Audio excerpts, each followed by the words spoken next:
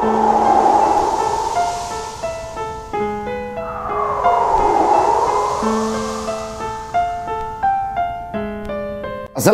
warahmatullahi wabarakatuh. Selamat siang semuanya teman-teman. Selamat datang kembali di channel kesayangan kita, channel Ilo Ekstrim. Dan dimanapun teman-teman berada, semoga teman-teman selalu dalam keadaan sehat walafiat tanpa kekurangan satu apapun. Amin amin ya robbal alamin. Di kesempatan kali ini, pada siang hari ini, kami akan membawakan satu kisah yang luar biasa ya, dari penulis favorit kita semua, yaitu Mas Untung Prasetyo. Wah, kisahnya keren banget nih teman-teman, dan tokoh baru lagi nih sepertinya. Tapi sebelum kita masuk ke dalam kisahnya, kami ingin mengucapkan terima kasih kepada seluruh teman-teman yang sudah selalu setia mendukung channel kami, yang sudah selalu hadir di setiap harinya. Karena kehadiran teman-teman lah, kami selalu bersemangat berkarya di setiap harinya. Dan jadwal baru ya teman-teman, mungkin beberapa masih ada yang menyesuaikan untuk channel Ilo Ekstrim. Kami upload seharinya 2 kali, yaitu di siang hari dan siang harinya jam 12 siang ya teman-teman. Lalu di malam hari seperti biasa jam 7 kami tetap upload. Jadi ditunggu aja, keren-keren banget kisahnya. Intinya kami upload sehari 2 kali untuk teman-teman semua, untuk menemani aktivitas teman-teman semua di rumah. Dan gak pakai berlama-lama lagi, gak pakai berbasa-basi lagi. Langsung aja kita masuk ke dalam kisahnya. Budahara. Kisah Jayawirya di Desa Cihujung.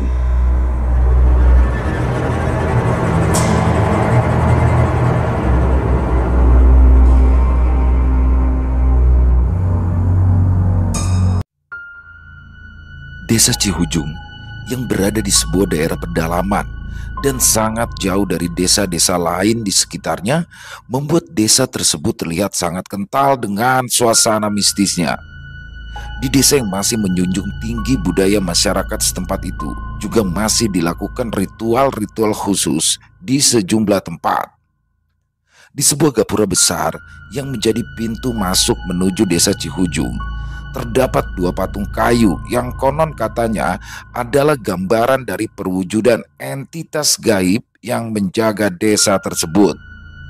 Di bawah patung kayu yang terlihat sudah berlumut itu, terdapat juga tempat pembakaran dupa dan tempat untuk menaruh barang yang wajib ditinggalkan di sana ketika ada warga luar desa yang berkunjung ke Desa Cihujung. Syarat mutlak untuk mendapatkan izin masuk ke desa itu adalah warga luar desa wajib meninggalkan sejumlah uang kertas dan juga makanan serta selembar kain yang pada prakteknya digantikan dengan baju atau celana milik seseorang yang hendak masuk ke sana. Setelah melewati sebuah gapura besar dengan 2 patung kayu penjaga, terdapat perkebunan warga yang ditanami berbagai macam sayuran dan juga buah-buahan. Dan setelah 1 kilometer berjalan melewati perkebunan itu, barulah terlihat 2 bangunan rumah kecil yang terbuat dari kayu dan saling berhadap-hadapan. Di masing-masing beranda rumah tersebut juga terdapat sebuah patung kayu yang di sekitarnya terdapat sesajen berupa kembang dan tempat untuk membakar dupa. Beberapa meter setelah melewati rumah yang saling berhadap-hadapan itu, barulah terdapat rumah-rumah warga yang berdiri berjejer rapi dengan jarak yang agak berjauhan satu dengan yang lainnya. Walaupun memiliki jumlah penduduk yang sangat padat, akan tetapi di Desa Cihujung tidak memiliki sarana dan prasarana seperti pusat kesehatan masyarakat, sekolah, pasar, dan juga tempat ibadah. Jadi, jika ada warga yang sakit ataupun hendak membeli kebutuhan sehari-hari mereka dan juga untuk mendapatkan pendidikan, warga setempat harus berjalan sejauh 5 km menuju ke desa tetangga yang menjadi desa terdekat dari Desa Cihujung. Desa yang terkesan sebagai desa tertinggal itu sebenarnya memiliki sebuah rahasia besar yang membuatnya menjadi desa yang sangat tertutup. Dari generasi ke generasi, warga Desa Cihujung tidak mengizinkan pemerintah daerah setempat untuk mendirikan puskesmas ataupun sekolah dan juga tempat ibadah. Hal itu disebabkan di Desa Cihujung terdapat sebuah hutan yang menghasilkan banyak emas, sehingga warga tidak mau jika mata pencaharian mereka terusik oleh pihak-pihak lain. Hutan yang berbatasan langsung dengan persawahan dan ladang warga itu menjadi tempat yang sangat dilindungi oleh seluruh warga desa. Akan tetapi rahasia besar yang ada di desa tersebut lambat laun terungkap. Warga dari luar desa pun mulai berdatangan untuk ikut mendulang emas di sana. Pemerintah daerah setempat pun mulai berusaha mengambil alih kekayaan alam dan akan diolah secara legal demi kesejahteraan warga masyarakat daerah setempat. Akan tetapi, ada entitas lain yang dianggap sebagai pelindung desa tersebut yang terus menjaga rahasia tambang emas ilegal di tempat itu. Hingga kabar yang menyatakan jika desa Cihujung adalah sebuah ladang emas terpatahkan oleh hal tersebut. Jauh sebelum hutan yang berada tepat di belakang desa Cihujung menjadi tambang emas ilegal yang akhirnya dikelola secara berkelompok oleh warga, ada sebuah kisah mencekam yang terjadi di sana. Kisah yang berdampak sangat luar biasa bagi masa depan warga sekitar terjadi lebih dari 4 dekade yang lalu. Kisah berawal dari seorang pemuda desa yang bernama Jaya Wirya. Seorang pemuda dari 7 bersaudara itu awalnya tinggal bersama keluarganya di sebuah rumah gubuk yang ada di ladang kecil yang berbatasan langsung dengan hutan. Untuk membantu kedua orang tuanya mencukupi kebutuhan hidup sehari-harinya, Jaya pun harus membantu ayahnya mencari rotan di dalam hutan. Jaya Wirya adalah anak kedua dari pasangan suami istri yang bernama Pak Jarwis dan Bu Sani.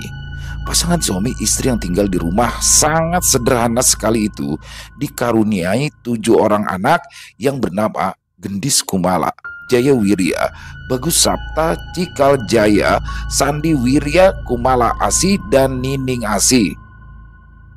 Dari ketujuh anak Pak Jarwis dan Bu Sani itu, Gendis dan Jayalah yang sudah bisa membantu keluarga mereka mencukupi kebutuhan hidup sehari-hari. Gendis yang saat itu sudah berusia 17 tahun sering bekerja di kebun-kebun warga dan mendapatkan upah berupa uang maupun upah dalam bentuk sayuran dan buah-buahan serta beras. Sementara itu, Jaya lebih memilih ikut masuk ke dalam hutan bersama ayahnya untuk mencari rotan dan juga batu akik yang ada di sungai kecil yang ada di tengah hutan tersebut.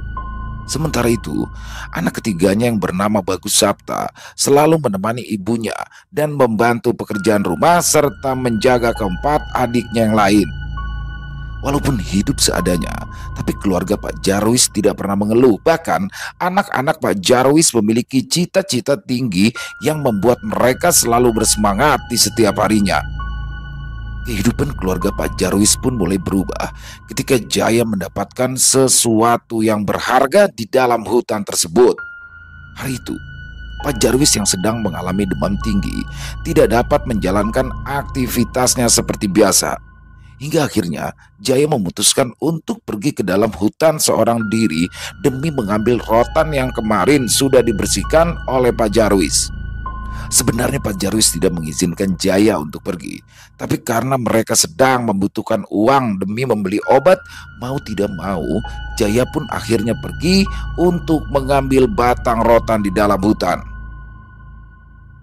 Karena merasa khawatir jika Jaya tidak mampu membawa sendirian batang rotan yang kemarin sudah dibersihkannya itu, Pak Jarwis pun meminta Jaya untuk mengajak adiknya yang bernama Bagus.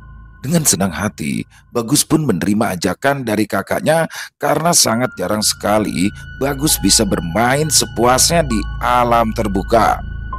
Dengan membawa bekal air minum dan juga 2 bungkus nasi jagung serta sambal dan ikan asin, Jaya bersama Bagus pun mulai meninggalkan rumah mereka.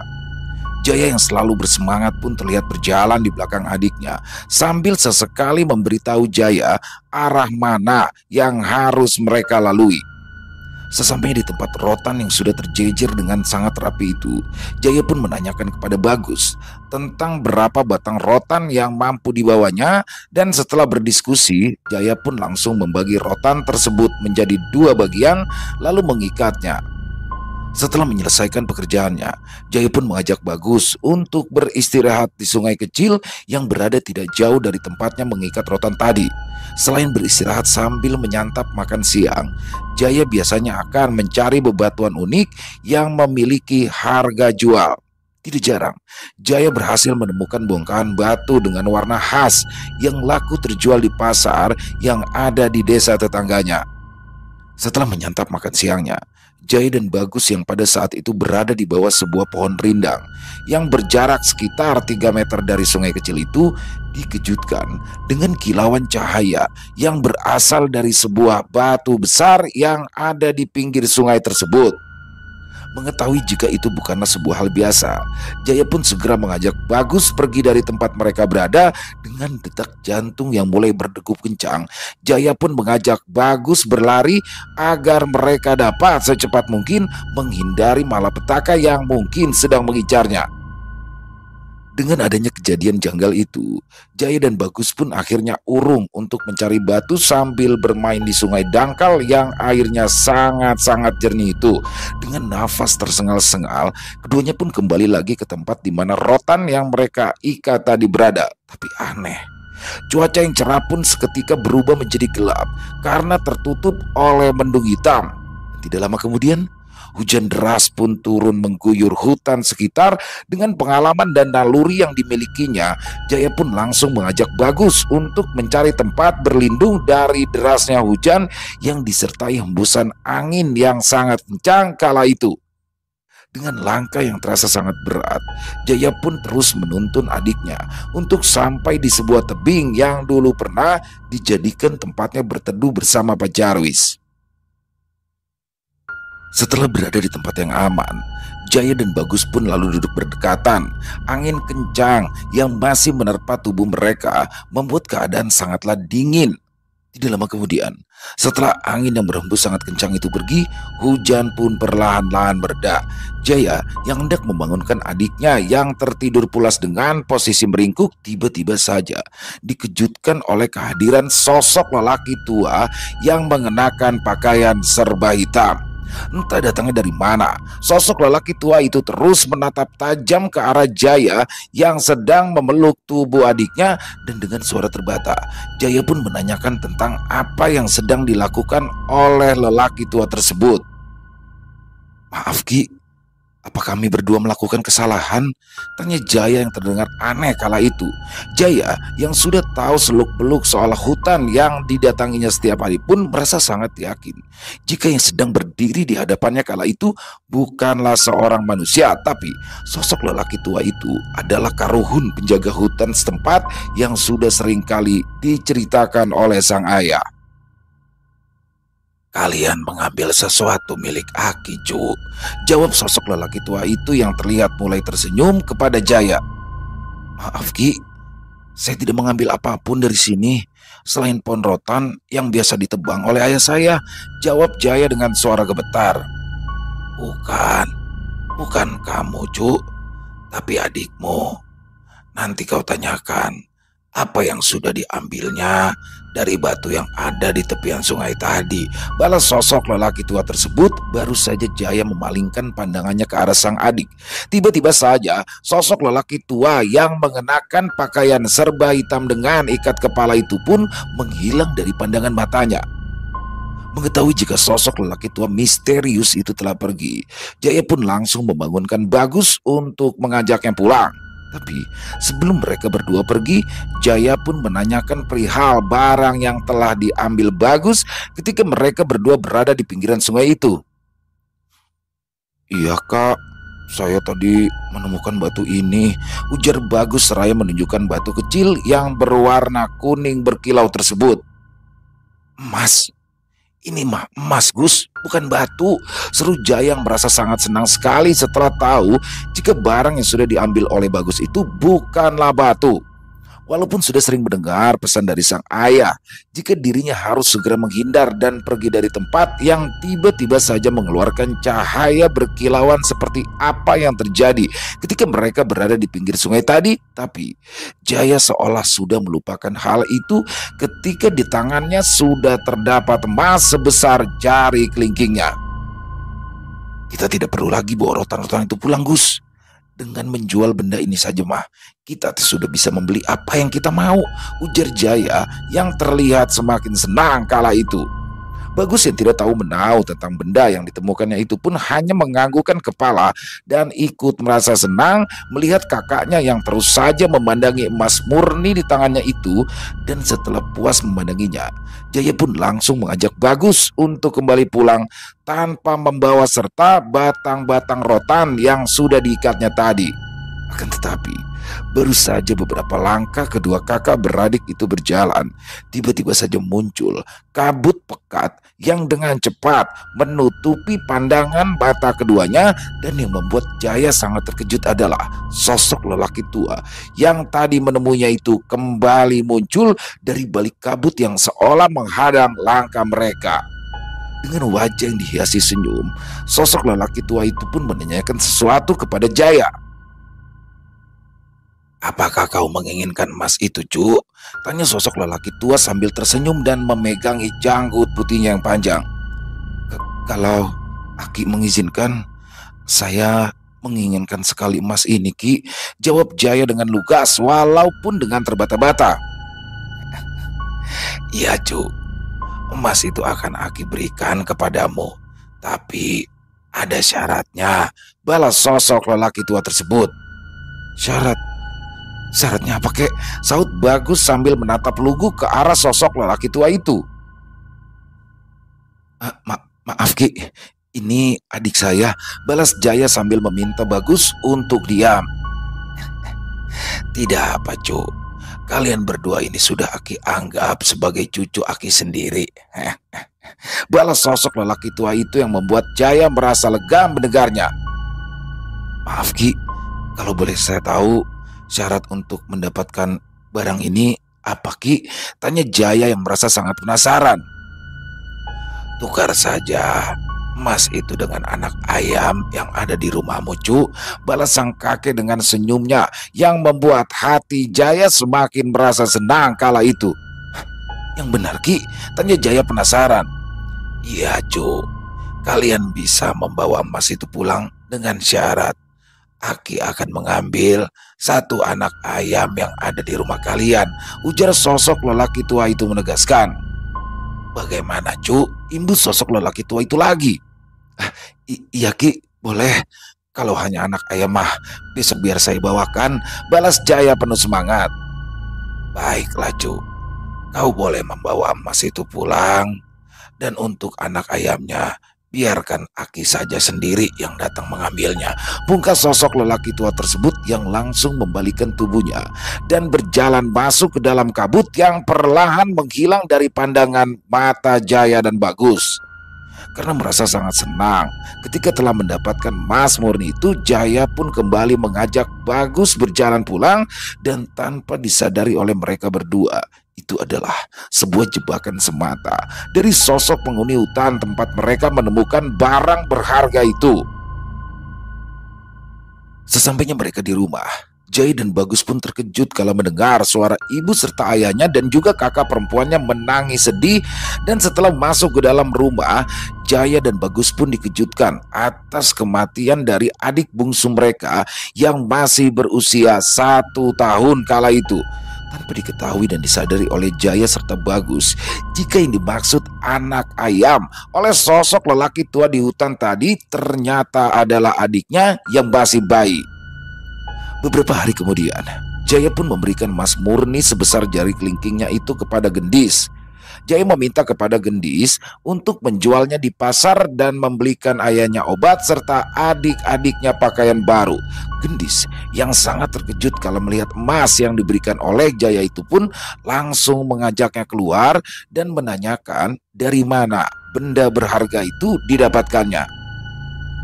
"Yang menemukan emas itu si Bagus, teh. Waktu dia ikut aku masuk ke dalam hutan," jawab Jaya dengan tenang. "Baiklah kalau begitu, mumpung masih pagi, biar Teteh yang bawa ke pasar untuk menjualnya ya.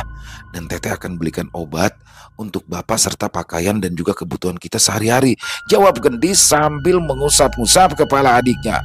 Setelah hampir seharian menempuh perjalanan jauh, Gendis yang ditemani sahabat yang bernama Sekar pun pulang dengan membawa banyak barang-barang yang dibelinya di pasar setelah ia menjual emas yang diberikan oleh Jaya. Selain itu, Gendis pun memberikan seluruh hasil uang penjualannya kepada Jaya dan mengembalikan sebagian emas yang tersisa. "Kenapa enggak dijual semuanya saja, Teh?" tanya Jaya penasaran. "Di pasar itu mah hanya ada 2 toko perhiasan dan hanya 1 toko yang sanggup membeli separuh emas itu. Jadi yang separuhnya ya Teteh kembaliin," balas Gendis menjelaskan. "Sudah, simpan uangnya baik-baik.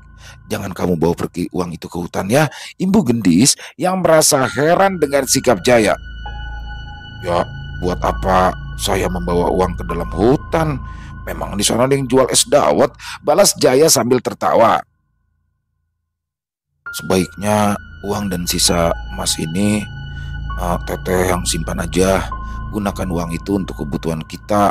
Sepertinya Bapak akan membutuhkan waktu yang lama untuk beristirahat di rumah," Ibu Jaya yang membuat Gendis terharu mendengarnya.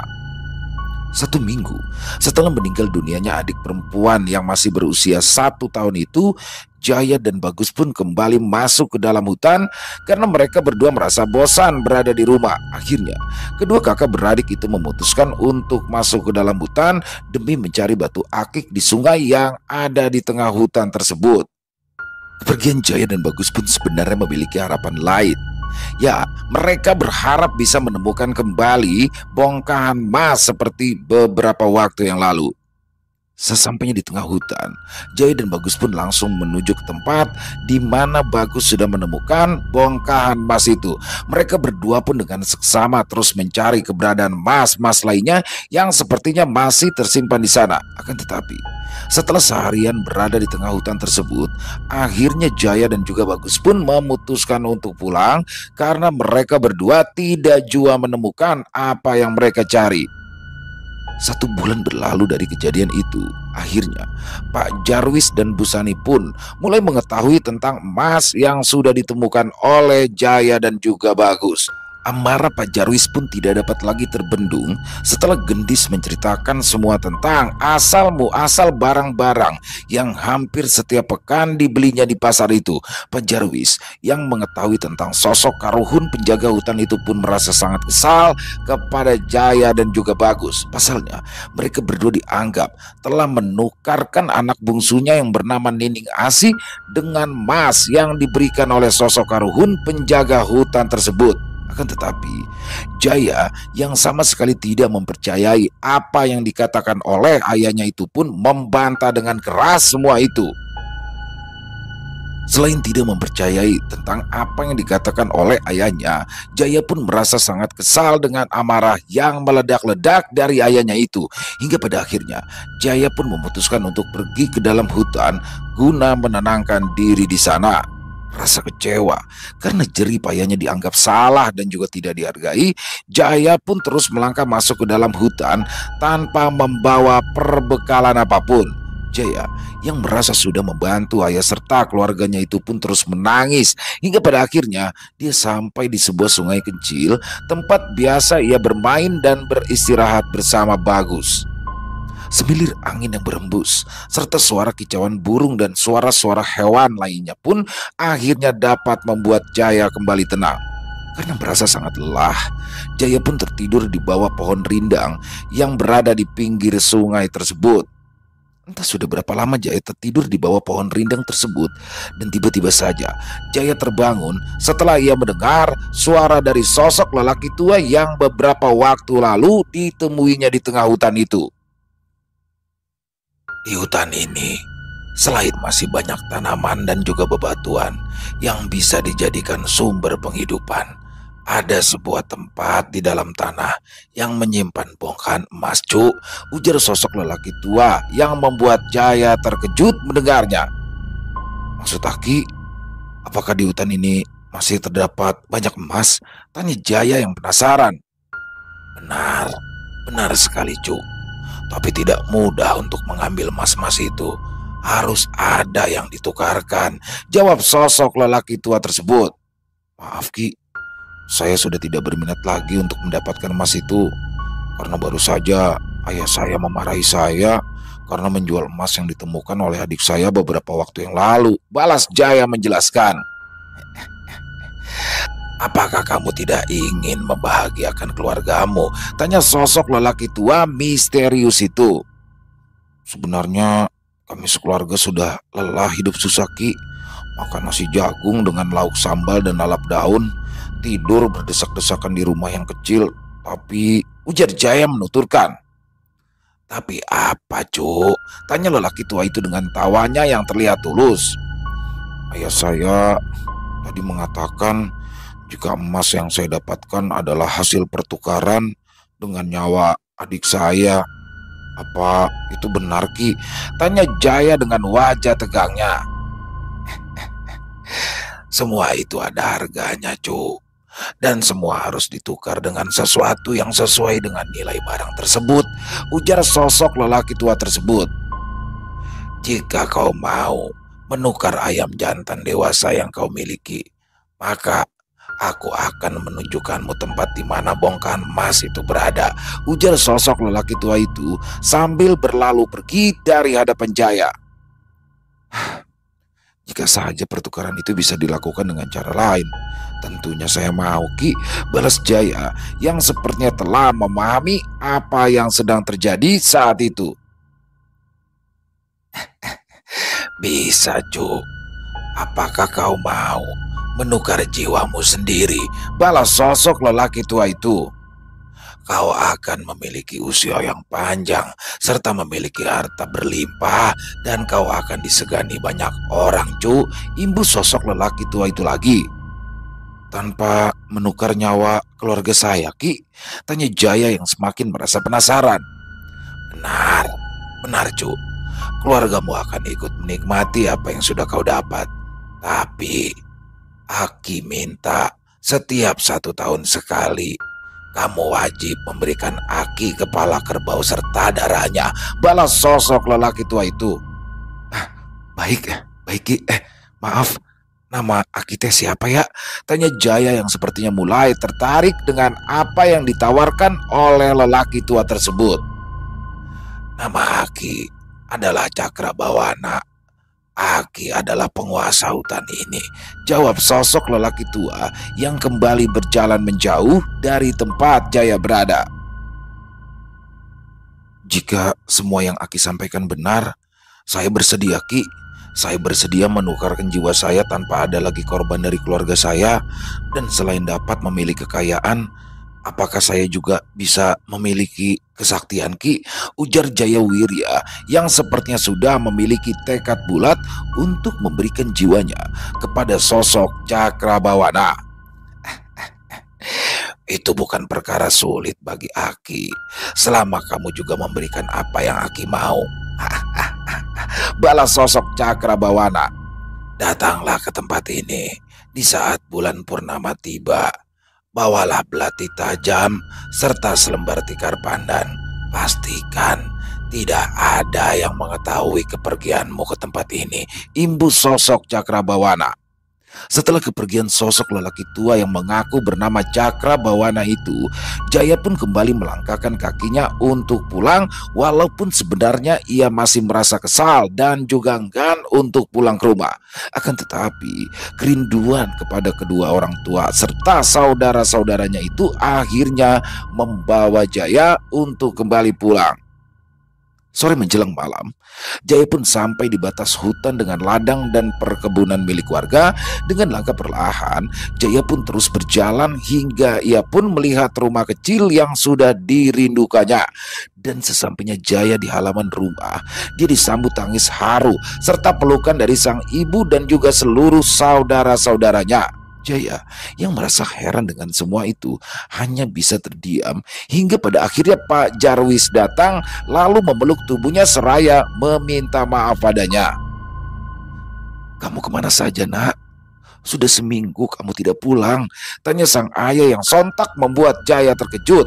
Walau masih merasa bingung, tapi Jaya pun mengatakan jika ia hanya pergi ke dalam hutan dan berada di pinggiran sungai tempat biasa ia mencari batu dan beristirahat. Bapak, Gendis dan juga Bagus setiap hari pergi ke tempat itu, Jaya. Tapi kami tidak melihatmu, nak, ujar sang ayah yang merasa heran dengan apa yang telah diceritakan oleh Jaya. Walaupun begitu, Jaya tetap bersikeras hanya pergi selama 1 hari dan dia hanya berada di pinggiran sungai yang juga diketahui oleh Pak Jarwis keberadaan sungai tersebut. Setelah kejadian itu, Pak Jarwis pun meminta maaf kepada Jaya atas perkataan kasar yang telah diucapkannya. Begitu juga dengan Jaya, dia meminta maaf jika telah dianggap menukarkan nyawa adiknya dengan emas yang sebagiannya masih disimpan oleh Gendis. Bapak sudah sering melihat sesuatu yang berkilauan di sekitaran sungai itu, dan Bapak selalu memegang teguh ucapan kakekmu dulu, ujar Pak Jarwis menceritakan apa yang telah dialaminya. Jadi, Bapak juga tahu kalau di hutan itu ada penunggunya, tanya Jaya yang semakin penasaran. Iya Jaya, Karuhun di hutan itu memang tidak pernah mengganggu warga yang mencari kayu bakar, mencari rotan dan juga bebatuan di sana. Tapi yang paling ditakutkan adalah dia selalu menggoda orang-orang yang diinginkannya dengan cara memberikan emas dan juga berlian, dengan cara menukarkan jiwa salah satu keluarganya, ujar Pak Jarwis menjawab pertanyaan anaknya. Apakah sebelumnya ada seseorang yang pernah menukarkan nyawa keluarganya, Pak? Tanya Jaya yang semakin penasaran. Ada beberapa keluarga yang akhirnya habis tidak tersisa. Dan itu terjadi jauh sebelum Bapak lahir, Jaya. Bapak itu hanya mendapatkan cerita dari kakekmu dulu, balas Pak Jarwis menjelaskan. Apa kamu bertemu lagi dengan sosok Karuhun penjaga hutan itu, Jaya? Tanya Pak Jarwis yang mulai curiga dengan anaknya itu. Benar, Pak. Saya bertemu dengan Eyang Cakrabawana, balas Jaya yang sontak membuat Pak Jarwis, Busani dan juga Gendis terperanjat dibuatnya. Jaya tidak akan menukarkan siapapun di sini, tapi Jaya menukar jiwa Jaya sendiri agar keluarga kita dapat hidup layak dan juga berkecukupan. Ibu Jaya yang menambah rasa keterkejutan Pak Jarwis, Busani dan juga Gendis. Apa Bapak tidak salah dengar, Jaya? Balas Pak Jarwis dengan wajah yang mulai memerah. Tidak, Pak. Jaya hanya ingin membahagiakan Bapak, Ibu, Teh Gendis dan adik-adik yang lain, balas Jaya dengan penuh keyakinan. Sebelum semua terlanjur, urungkan saja niatmu itu, Jaya. Kita bekerja saja seperti biasanya dan kita akan membeli ladang dari hasil kerja kita itu nanti, nak, ujar Pak Jarwis yang berusaha menahan amarahnya. Tidak, Pak. Keputusan Jaya sudah bulat. Semua yang Jaya lakukan itu demi keluarga ini, Pak, balas Jaya dengan mantap, walau merasa sangat sedih kala mendengar apa yang telah disampaikan oleh Jaya. Tapi Pak Jarwis dan juga Busani pun menghargai apa yang telah menjadi tekadnya. Selain terus menasehati remaja yang masih berusia 15 tahun itu, Pak Jarwis pun kembali menceritakan apa yang diketahuinya dari mendiang ayah dan kakeknya tentang sosok penghuni hutan tersebut. Menurut kisah dari Pak Jarwis, jauh sebelum dirinya lahir dan tinggal di desa itu, pernah ada seseorang yang mendapatkan bongkahan emas di dalam hutan itu, sama seperti yang terjadi kepada Jaya. Saat itu, orang yang merupakan kerabat dari keluarga Pak Jarwis itu menukarkan satu persatu keluarganya. Walaupun sempat menjadi orang terkaya di desanya, tapi setelah orang itu meninggal dunia, seluruh harta yang dimilikinya pun habis tak bersisa. Bapak teh cuma takut jika apa yang telah dialami oleh keluarga mendiang Abah Sanu terjadi kepada keluarga kita, Jaya, ucap Pak Jarwis dengan perlahan. Tapi sepertinya perjanjian yang dilakukan oleh Abah Sanu itu berbeda dengan yang Jaya lakukan, Pak, ujar Jaya yang terus berusaha meyakinkan ayahnya. Waktu itu mungkin Abah Sanu diminta menukarkan setiap emas yang didapatnya dengan anak ayam yang ternyata adalah anaknya sendiri, Ibu Jaya, yang membuat Pak Jarwis kembali terkejut. Benar nak. Memang seperti itulah yang terjadi, balas Pak Jarwis dengan wajah serius. Jaya juga sempat ditawari hal yang sama, Pak. Tapi Jaya jelas menolaknya. Dan Jaya tuh memilih untuk menukar jiwa Jaya dengan kekayaan, usia yang panjang, serta ilmu-ilmu kesaktian, balas Jaya lagi yang membuat Pak Jarwis terheran-heran. Bagaimana bisa kamu memikirkan hal itu, Jaya? Sedangkan orang-orang yang hidup di zaman dahulu yang memiliki ilmu-ilmu kesaktian pun tidak sampai terpikir seperti itu, ucap Pak Jarwis yang Bagaimana bisa kamu memikirkan hal itu, Nak? Sedangkan orang-orang yang hidup di zaman dahulu yang memiliki ilmu-ilmu kesaktian pun tidak berpikir sepertimu, ucap Pak Jarwis yang mulai merasa bangga dengan apa yang telah disampaikan oleh Jaya. Ya mungkin mereka semua hanya memikirkan harta saja, hawa nafsu yang mendorong mereka untuk melakukan hal itu, hingga sampai tega mengorbankan keluarga mereka, balas Jaya dengan yakin. Jika keputusanmu sudah bulat, Bapak sama Ibu tidak akan menghalangi lagi keinginanmu itu. Dan Bapak minta izin kepadamu untuk membawa sisa emas yang kau temukan di hutan bersama Bagus waktu itu, balas Pak Jarwis yang membuat Jaya merasa lega mendengarnya. Sebenarnya apa yang dikatakan Jaya tadi ada benarnya. Seseorang yang tega mengorbankan keluarganya demi harta lebih didorong oleh hawa nafsu untuk memiliki emas yang sudah ada di hadapannya. Hal itu terjadi kepada Pak Jarwis dan Bu Sani serta Gendis. Awalnya Pak Jarwis merasa sangat marah kepada Jaya karena Jaya telah tega menukarkan nyawa adiknya dengan emas tersebut. Walaupun Jaya tidak mengetahui tentang apa yang telah ditukarkannya sebelumnya, tapi Pak Jarwis menganggap itu adalah perbuatan yang sangat jahat. Tapi semuanya berubah ketika Gendis memberikan sisa emas yang sebagian telah dijualnya. Pak Jarwis pun lalu terdiam setelah ia memegang logam mulia yang memiliki harga jual sangat tinggi itu. Hal yang sama pun terjadi terhadap Bu Sani. Sebelum memegang sisa emas yang ditemukan Bagus dan Jaya itu, hatinya seperti tersayat sembilu.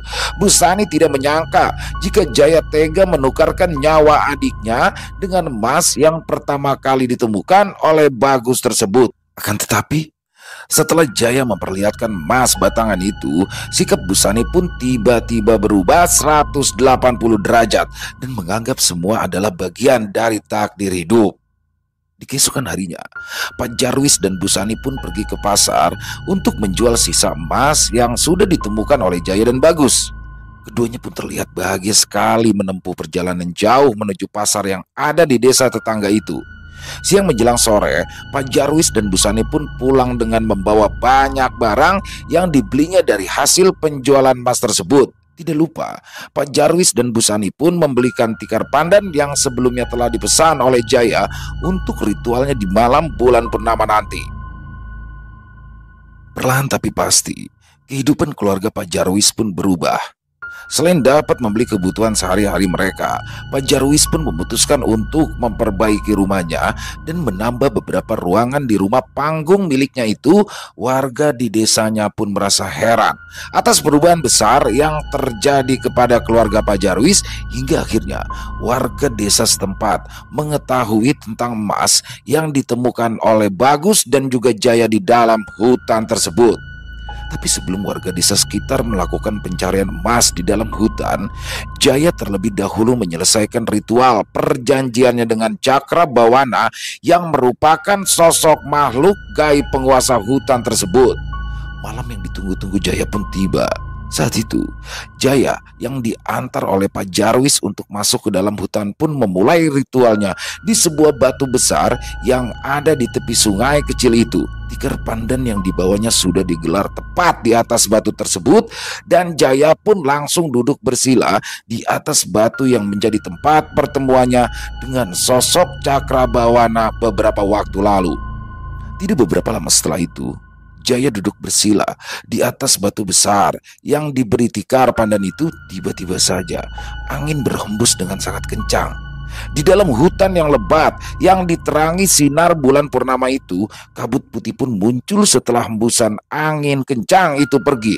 Dan dari balik kabut muncullah sepasang mata merah menyala yang perlahan mendekat ke arah di mana Jaya berada. Tidak lama setelah itu, Sosok makhluk menyeramkan pun terlihat jelas oleh kedua mata Jaya. Sosok makhluk hitam dengan barisan gigi tajam dan dua taring panjang di tepian bibirnya itu menyeringai dan menatap tajam ke arah Jaya.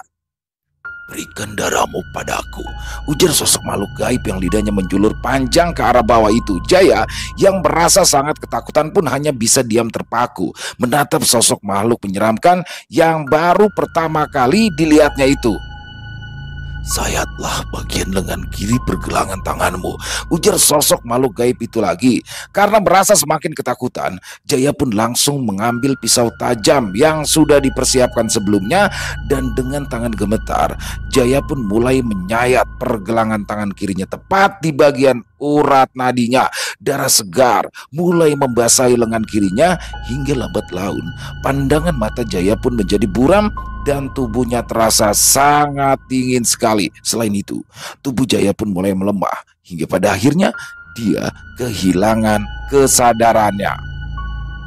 "Selamat datang di alamku, Cuk," ujar sosok Cakrabawana menyambut kedatangan Jaya. Mendengar suara dari sosok lelaki tua yang sudah 2 kali ditemuinya itu, Jaya pun langsung membuka kedua matanya, dan betapa terkejutnya dia ketika hutan tempatnya berada tadi tiba-tiba berubah menjadi istana yang sangat indah dan dipenuhi oleh perempuan-perempuan cantik di sana. "Inilah tempat tinggalmu kelak, Cuk, dan kamu bebas untuk memilih pendampingmu di sini," ujar sosok Cakrabawana menjelaskan. Jaya yang masih terkagum-kagum dengan pemandangan indah di sekitarnya pun terus mengedarkan pandangannya. Selain terlihat sangat indah, seluruh bangunan di tempat itu pun berkilauan seperti emas. Beberapa meter di depannya terlihat juga sebuah singgasana yang juga tampak berkilauan. Selain seperti terbuat dari emas murni, kursi singgasana itu pun terdapat batu berlian yang juga ikut berkilauan. "Bagaimana, Cuk? Apakah kamu bersedia untuk tinggal di istanaku ini?" tanya sosok Cakrabawana sambil tersenyum. Saya siap, Ki," balas Jaya dengan penuh keyakinan. "Selain kekayaan dan juga umur yang panjang, aku juga akan memberimu kesaktian. Dan selama kau membawa batu gali emas ini, kau tidak akan pernah terkalahkan, Cuk," ujar Cakrabawana sambil memberikan sebuah batu berbentuk seperti kristal panjang yang berwarna kuning keemasan. "Dengan gali emas ini, kamu dapat melihat sosok-sosok makhluk gaib yang ada di sekitaran, dan kamu juga dapat masuk ke alam gaib sesuka hatimu. Selain itu, kamu juga dapat melukainya, bahkan memusnahkannya dengan mantra-mantra yang nantinya akan aku ajarkan." Baik, Eyang, terima kasih," balas Jaya Wirya sambil menundukkan kepalanya dan menerima batu gale asem yang kini menjadi jimat dengan kekuatan yang besar. "Dan sekarang, ayo, mari kita kembali ke duniamu, Cuk," ajak Cakrabawana yang berjalan menuju ke sebuah pintu besar dari istana tersebut. Tidak lama kemudian, Jaya pun terbangun dengan kepala yang terasa sangat sakit sekali.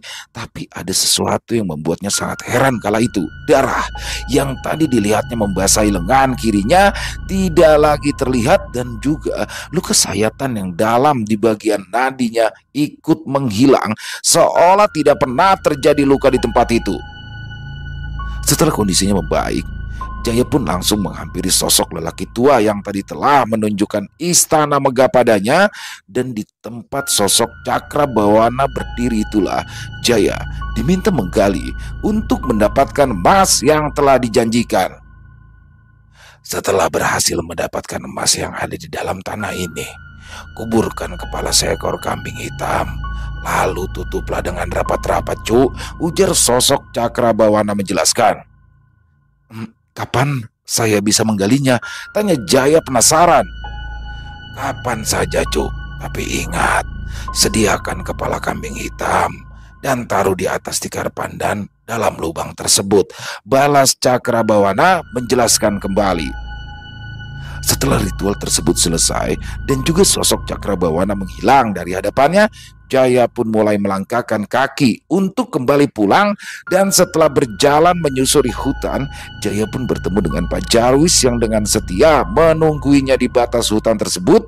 Dan sesampainya Jaya serta Pak Darwis di rumahnya, Jaya pun menceritakan apa yang telah dialaminya di alam gaib tempat di mana sosok Cakrabawana berada kepada Pak Jarwis, Busani, dan juga Gendis. Selesai. Wow, luar biasa kisah dari Mas Untung Prasetyo. Aduh, ini tokoh baru lagi dan keren banget nih, Jaya Wirya ya. Jadi seorang pemuda yang terlahir dari keluarga yang serba kekurangan ya, hingga akhirnya dia menimbulkan tekad di dalam hatinya. Tapi saya coba, kisahnya keren ya, kisahnya keren banget. Tapi di sini saya mencoba hikmah apa sih yang bisa kita ambil dalam kisah barusan. Jadi kalau menurut saya pribadi ya, di situ kan si kakek misterius ini menawarkan sesuatu kepada Jaya Wirya, imbalannya hanya seekor ayam. Tapi ternyata ketika pulang adiknya meninggal dunia, adik paling bungsunya. Ya itulah, jadi iblis selalu dengan tipu dayanya memberikan sesuatu dengan imbalan yang dia bilang A, nggak taunya B. Dan di sini ya yang menurut saya menarik. Jadi sekarang ini banyak sekali seseorang atau satu perusahaan yang menawarkan sesuatu yang menarik, cukup investasi uang sekian nanti akan dapat ini, sebulannya dapat ini.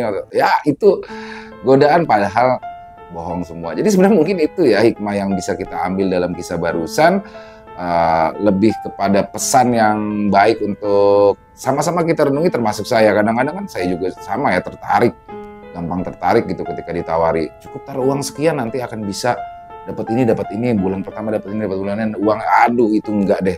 Jadi jangan sampai tuh teman-teman, kalau sudah ada orang-orang yang menaruhkan investasi yang tidak jelas, kecuali jelas ya, misalkan kita tahu bagaimana prosesnya uang itu, kita tahu bagaimana prosesnya perusahaan itu lain cerita. Tapi kalau yang nggak jelas, yang kita juga nggak tahu, itu mendingan lebih baik jangan deh teman-teman ya.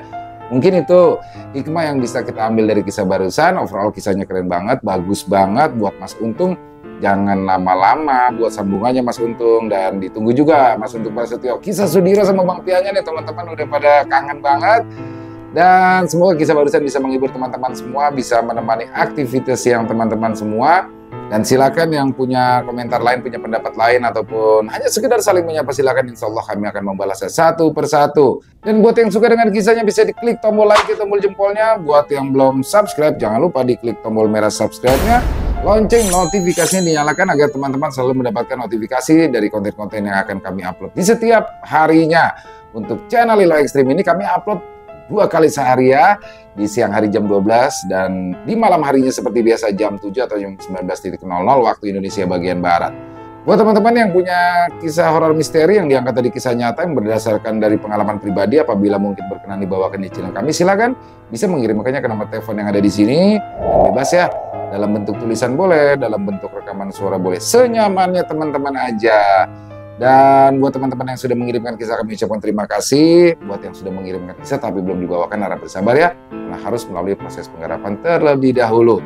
Dan di akhir kata, saya Ilham mengucapkan permohonan maaf apabila mungkin dalam pembawaan kisahnya ada kata-kata saya yang salah, ataupun ada kata-kata saya yang kurang berkenan. Saya mohon dibukakan pintu maaf yang seluas-luasnya. Sampai berjumpa lagi di konten-konten kami selanjutnya yang pasti tidak kalah ngerinya, yang pasti tidak kalah seram, yang masih bersama saya Ilo, channel Ilo Ekstrim. Salam sehat, sukses selalu untuk kita semua. Wassalamualaikum warahmatullahi wabarakatuh.